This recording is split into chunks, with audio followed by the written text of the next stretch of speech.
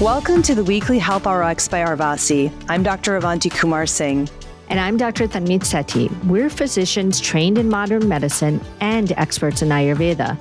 And each Sunday, we cut through the noise with physician-led, science-backed prescriptions personalized to your biology. From your hormones and gut to your circadian rhythm and nervous system, we'll help you take care of the systems that matter most so you can stop guessing and start feeling better. Finally, medicine that fits you. Hello and welcome. This is your weekly Health RX for the week of October 19th. I'm Dr. Avanti Kumar-Singh. And I'm Dr. Tanmeet Sethi. So we're now deeper into Sharad Ritu, which is fall's intensifying season. The air is getting even drier and even sharper, and your digestion is probably feeling it a little or a lot. Agni, which is your digestive fire, is getting a little more erratic. And this entire month of October is about anchoring yourself, building a layered morning protocol that protects your energy and your hormones as fall deepens. And one thing before we go any further, we want to remind you something really important. You don't have to be perfect. None of this is about doing everything exactly perfect, exactly flawlessly. It's about progress, not perfection. Exactly. Avanti and I, we're physicians. We teach this, we live it, and we are definitely not perfect either. We're not even close. I mean, some mornings I hit snooze way more than one time. Some mornings I grab coffee before I hydrate. Life just happens. Same here. I have mornings where I will eat before my stomach is really hungry because I'm rushing, or I'll skip my morning light because it's really cold and I just don't want to get out of the covers. And sometimes I'll drink a little too much coffee and not enough water. I mean, it's all over the place, right? Right. And that's okay. I mean, the goal isn't perfection. The goal is to build awareness. So when you do practice, you feel the difference in your body. And when you don't, you notice that too, without judgment. We're all just human. Exactly. And so as we move through October, remember, we're not asking you to completely overhaul your entire life, your entire morning. We're just asking you to, week by week, add one small thing to your morning routine. That's it. So week 1 was about resetting your circadian rhythm with morning light. Week 2 was about timing your first meal of the day and to eat when your digestion is ready. And this week, week 3, we're not adding any more steps. Instead, we're going to refine what you've already been doing. So last week, we talked about when to eat your first meal. This week, we're going to talk about what to eat in that first meal. Because the right foods support your estrobolome, which we're going to go over again today, the gut bacteria that's responsible for processing estrogen.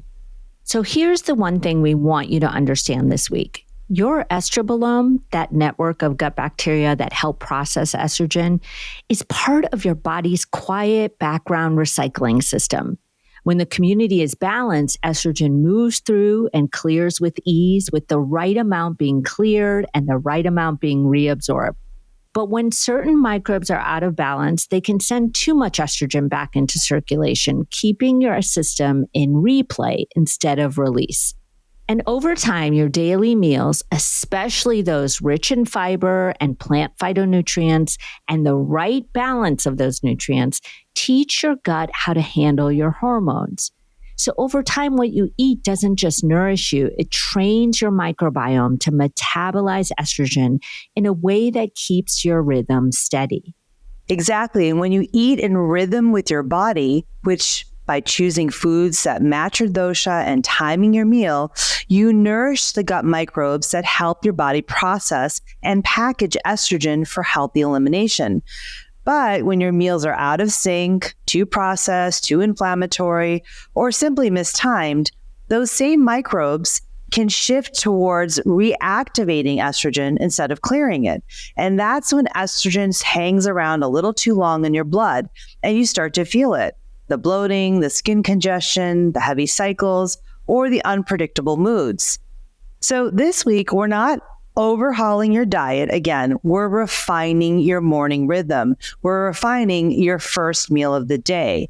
So what we're going to ask you to do is to feed your gut what steadies you, and that will help your hormones that follow along. So let's talk about what's actually happening in your gut. And let's keep this simple.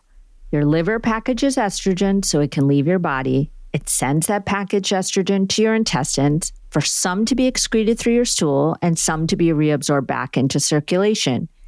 And this is where the estrobolome comes in. These are the specific gut bacteria that produce enzymes for this process, including one called beta-glucuronidase. If the wrong bacteria in your estrobolome are dominant, they may cause too much or too little of the estrogen to go back into your bloodstream. Think of it like this. Your liver wraps estrogen in a sealed box to ship it out, but if your estrobolome is imbalanced, those bacteria may not know what to do with that box. And this is where the food comes in. Research shows that dietary fiber feeds beneficial bacteria in your estrobolome, and this helps to excrete estrogen instead of recirculating it. So the right foods over time can literally change how your estrobolome processes hormones. But, and this is important, not all fiber works the same way for all people or all doshas. This is where personalized medicine really matters. Some doshas have digestion that needs gentle, warming fiber. Other doshas have digestion that needs cooling, soothing fiber. And if you get it wrong for your dosha, you end up with more gas, more bloating, more sluggishness instead of hormone balance. Now add the fall season to this and it makes it even more critical. The cool, dry, mobile qualities of Vata season can really alter the digestion really fast. Your Agni becomes erratic really quickly, especially in Vata season. Your gut motility, which is how quickly your food moves through your gut, gets really irregular.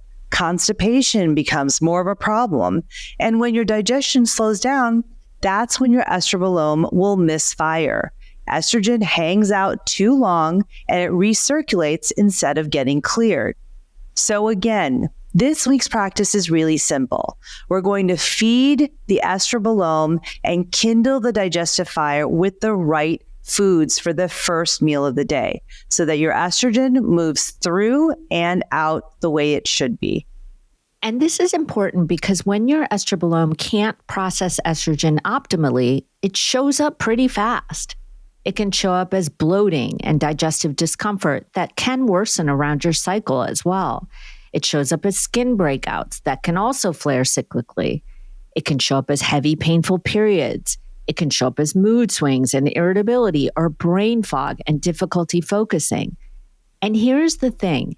This is about feeding the right bacteria in your estrobolome with the right foods, but matched to how your body's digestion works.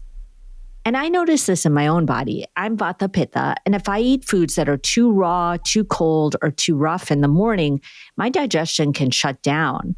I can feel more constipated, and within days, my skin can break out, and my mood can definitely get reactive. That's my estrobolome misfiring. Estrogen is recirculating because my gut couldn't process it. And I'm Pitta Kapha. So if I eat a little too heavy or a little too early before my digestion is really awake, everything backs up. Everything just feels a lot heavier and I feel sluggish and I feel like my cycles get heavier, at least when I had my cycles. And I retain a lot more water. That's for sure. I've definitely noticed that in the past few years since I've gone into menopause. That's my estrobolome that's backing up. Right. And again, Avanti, we're not perfect, right? No. I mean, some days we make these mistakes. We don't time things right. We eat the wrong things. But because we understand what's happening, we can course correct then. We can make a difference in how our day is going. Exactly. And that's what we're asking all of you to do, is to really build awareness, right? Notice the patterns. And then when you can, choose the foods that support your estrobolome. Make small changes that we're asking you to change, okay? That's really, really the point here. It's not about being perfect. It's about progress. And when your estrobolome doesn't process estrogen optimally, it can show up differently based on your dosha. So for Vata types, we see the life area most affected as in your body and strength. Irregular bowels, gas, anxiety, and your physical resilience draining. In Pitta types, we see the life area at stake most to be in the vitality and your cellular health. So you can feel skin flares, inflammation, and painful cycles.